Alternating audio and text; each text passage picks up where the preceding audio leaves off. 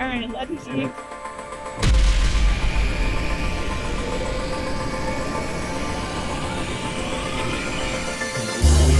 Wait, it's going! I see it. I'm Suzanne Gildert, the founder of Nirvanic AI. Over my career, I've been a roboticist, an artist, and a quantum physicist. Usually I'm speaking about things like quantum computing and superconducting hardware. My life's mission is to understand consciousness. My scientific conjecture is that it's quantum, something I've thought about for a long time. So on a really deep, fundamental level, can we actually do this? I've come to Florida to talk about that. When the human was in control. And to show the world a robot powered by a quantum mind.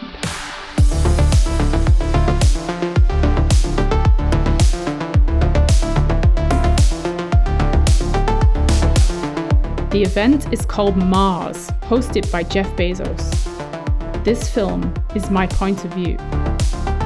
And a note, my participation at Mars does not imply an endorsement by Amazon or Jeff Bezos. Mars is short for machine learning, automation, robotics, and space.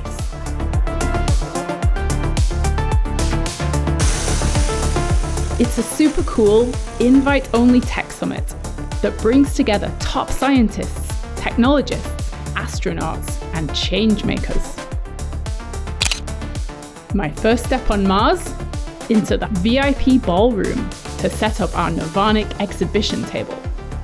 My keynote tomorrow will be about Nirvanic's scientific program to test quantum robotics.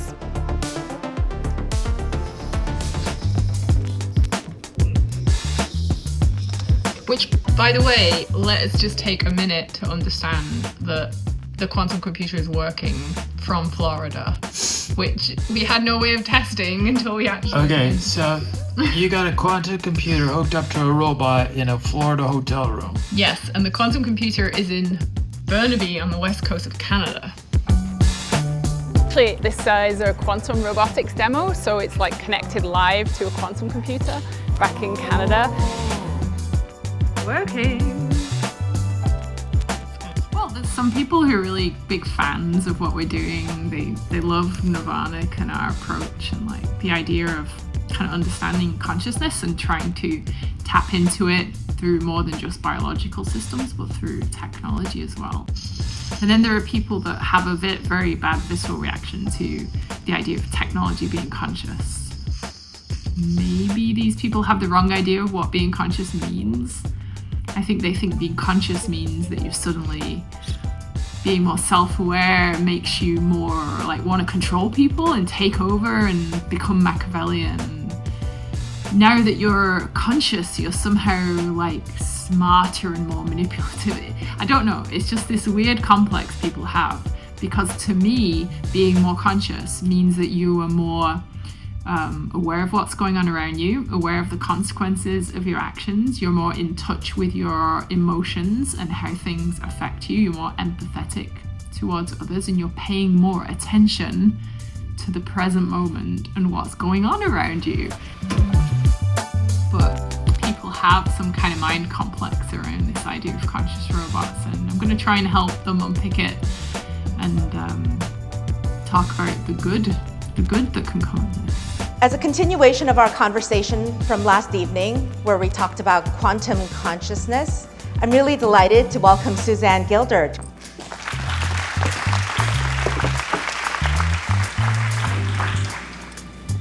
I've been trying to build machines with minds like us that think, feel like us for about 15 years now.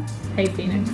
This is a video of me with the product of my previous company, Sanctuary AI. We built general-purpose humanoid robots for the labor market. And when the human was in control, the robot came to life. It was super fun to interact with. It was just amazing. And the robot was able to do lots and lots of different general tasks in general environments. But when we set the robot from teleoperation mode back to autonomous mode, The spark of life completely disappeared. And I was asking myself this question for so long, why is this happening? Why can't we build AI algorithms that have this human quality to them, this ineffable quality of emotion, feelings, and fun to interact with? And you could ask yourself the question, where are the robots today? We don't see robots around us everywhere. We don't see them in our homes. We don't see them walking down the street. There are dozens of humanoid robot companies now in existence, yet none of the robots are really getting out there into the real world. So I was always asking myself, why is this the case? What's happening?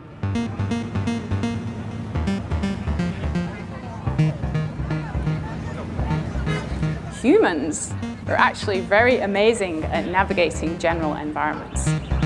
We go into extremely busy streets with lots of obstacles, lots of people, lots of social dynamics going on.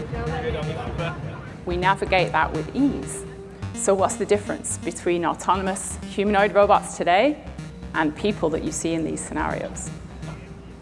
I think that the missing piece might be consciousness. So I'm going to use an example that I think everyone's probably pretty familiar with, which is driving. If you've been driving for, say, 20 years, you can pretty much switch off while you're driving. We actually call it going into autopilot. You switch off, you zone out, you're thinking about something totally different, and people who've been driving for a long time actually report that sometimes they can't remember driving to work. They were seemingly completely oblivious about what was happening.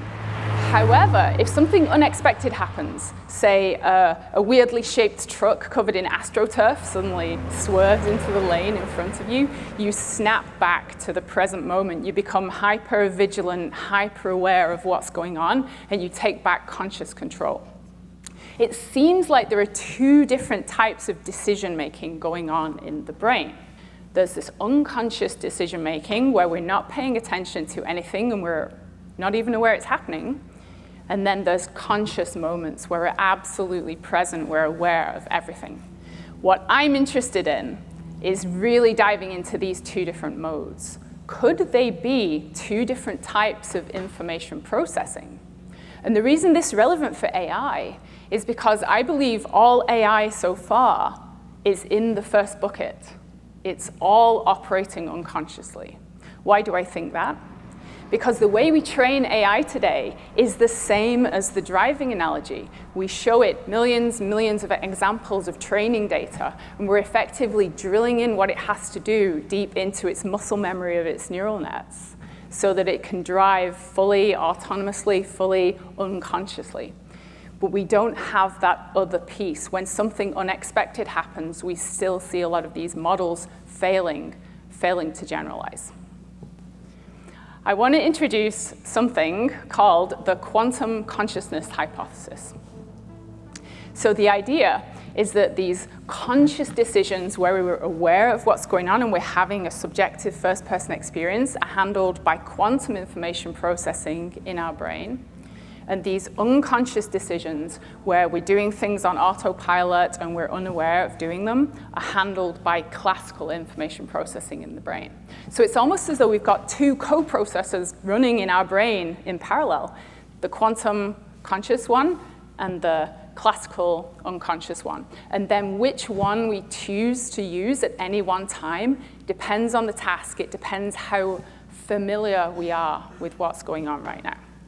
Quantum information is different. We're all used to thinking about classical information, classical bits, zeros and ones like our computers use.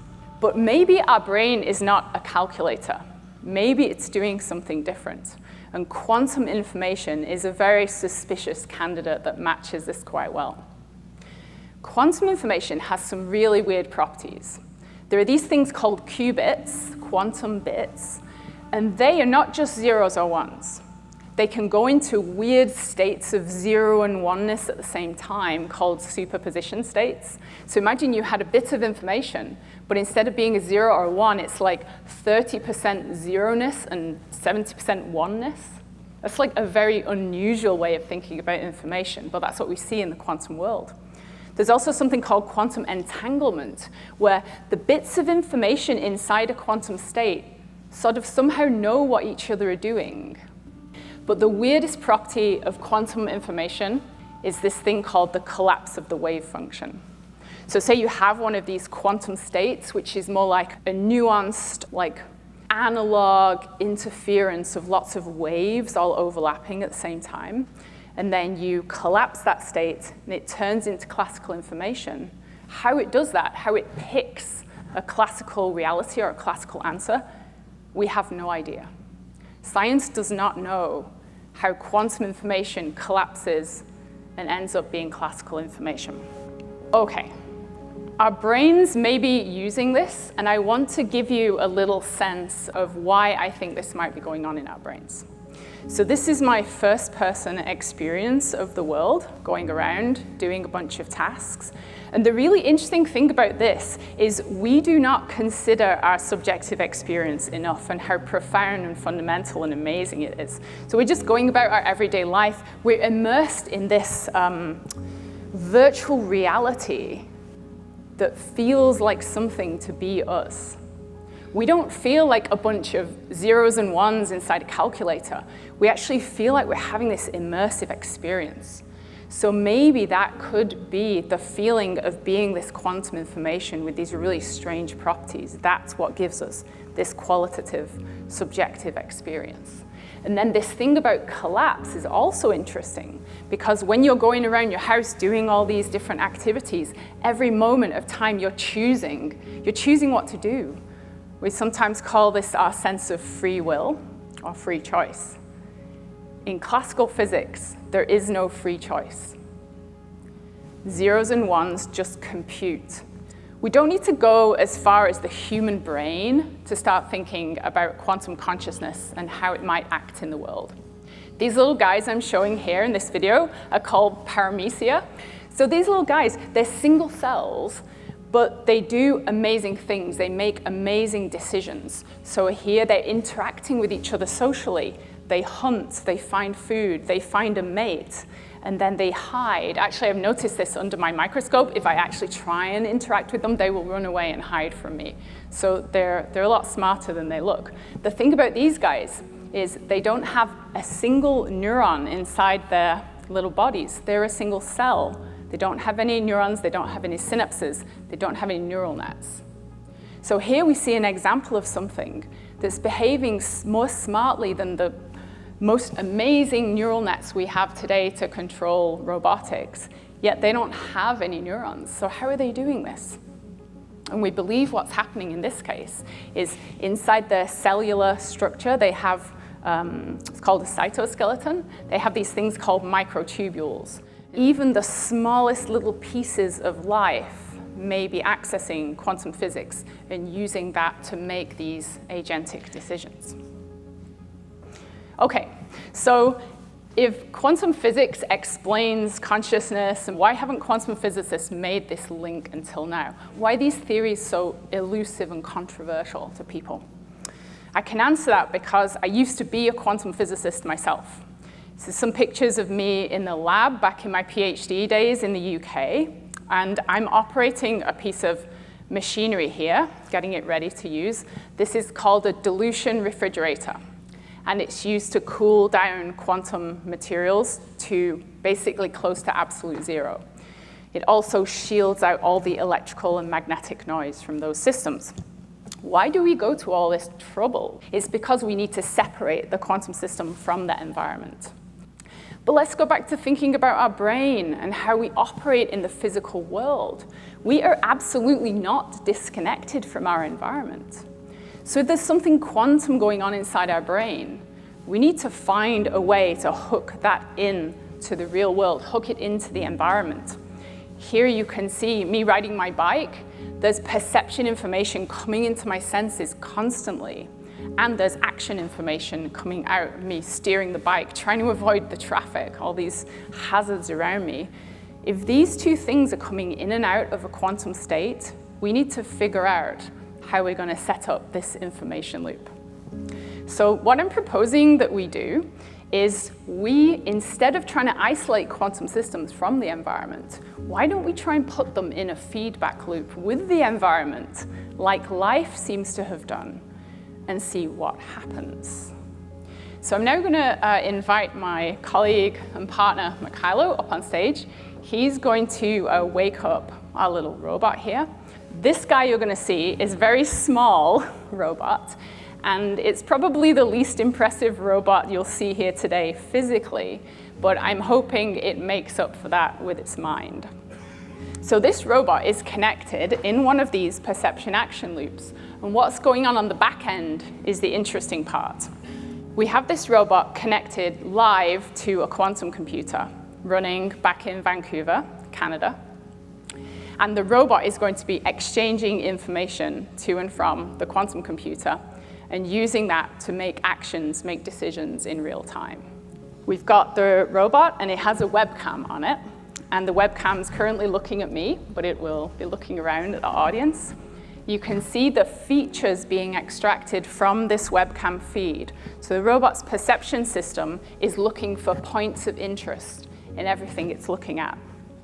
Those features, and now its world, that's what it understands. They are being sent off into the cloud. They're being sent to the D-Wave quantum computer, and the numbers are being used to shape this quantum wave function. So they're being turned from a bunch of numbers, classical 0-1 bits, into one of these complex, analog, kind of nuanced waveforms.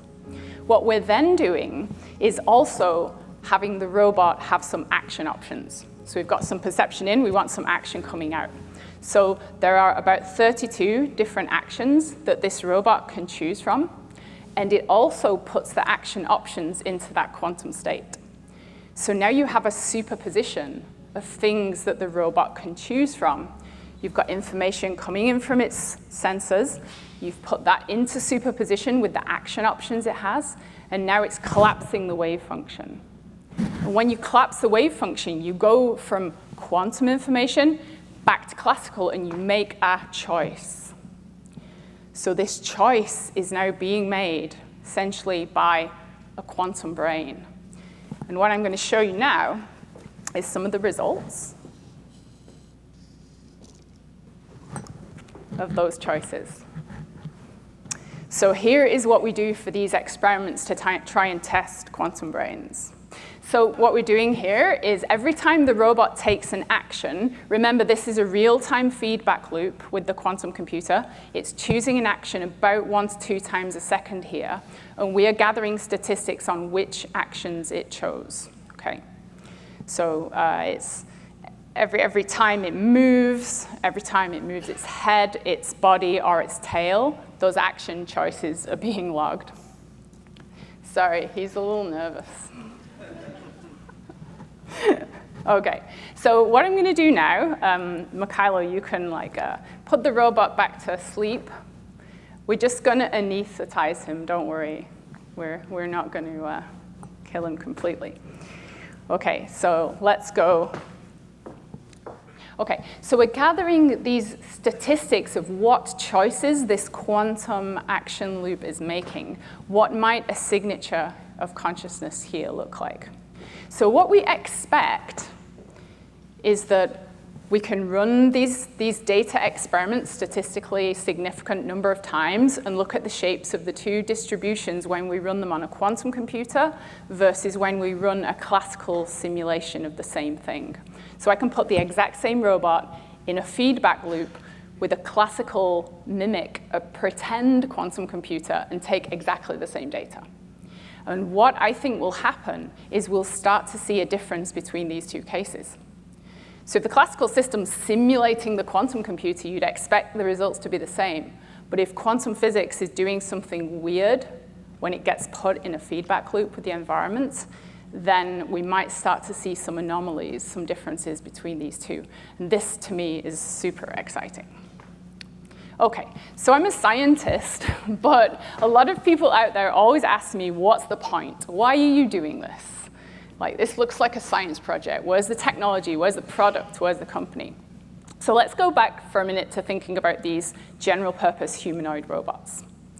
The way they work today is that they're often in known task environments where they've been trained on the training data, they've seen millions of examples of things. They get deployed, and then they basically talk to their pre-trained deep learning model, sometimes called a large behavior model. The problem with this is they only work if they've seen the training data before. You don't want to go too far away from what they've seen before. It's called the generalization problem. So where this kind of technology could eventually go is it could provide an alternate route for the robot's data if the robot suddenly comes across an unexpected scenario. So imagining a case that's very similar to the driving analogy, where the robot is there doing its factory work, doing its domestic chores like it's always done before, fully unconsciously, and then bang, something really weird happens. The robot now has to switch over to conscious decision-making, conscious processing. So what we want to do is have essentially a conscious decision-making module running in the cloud with a quantum computer on the back end that can handle that kind of scenario. And at the point where this switchover happens, that robot is going to become conscious. It's going to become self-aware. It's going to wake up. It's going to have feelings. It's going to have emotions. It's going to have a first-person subjective experience. That, to me, is a radically new kind of being. So then that brings us on to the questions about all this. When I talk to people about this technology, they often say, that's terrifying. Conscious robots, we don't want those, like, take them away. They've seen a lot of sci-fi movies, a lot of dystopia movies where conscious robots are the problem. But I honestly think a lot of people have been watching the wrong movies, or they've been forgetting about the good movies.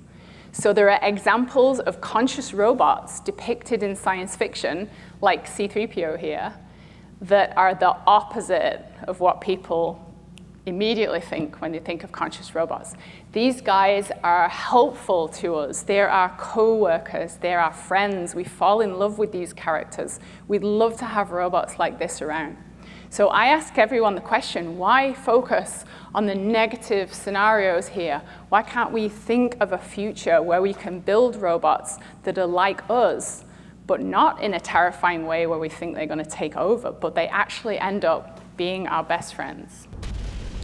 I want to end on a topic which covers the last letter in Mars, because so far we've talked a bit about machine learning and automation and robotics, but I want to talk a little bit about space. So currently, we are limited to being here on physical Earth because of our own biology. So I know there are some astronauts here. I know there are people that have been out there into space, and that is super amazing. I want us to continue sending people out into space. But long term, I don't know if our bodies are made for that. So we can't really send out biology into space. So the other option is we send machines. Machines can explore for us. They can kind of go out, find new things. But those machines are not going to be conscious. They're not going to be sentient or aware. We're effectively sending out very, very advanced calculators into space. I don't like that scenario either. But there's a third option, where if we can create consciousness, understand what it is, tap into it at a deep level, and then engineer it into our machines, we can actually potentially make our robots conscious and then adapt their hardware for life in space, and then send them out on our behalf as our ambassadors, potentially even the future of our civilization. I'm very open to that. I think it's a wonderful future that we could have machines that are like us, that take the best of our humanity and turn that into a legacy that can go beyond and fill the stars with consciousness. And so, although it's humble beginnings, this little robot that you see here might be the first generation of a new group of conscious robots that can go beyond us and explore the cosmos. Thank you.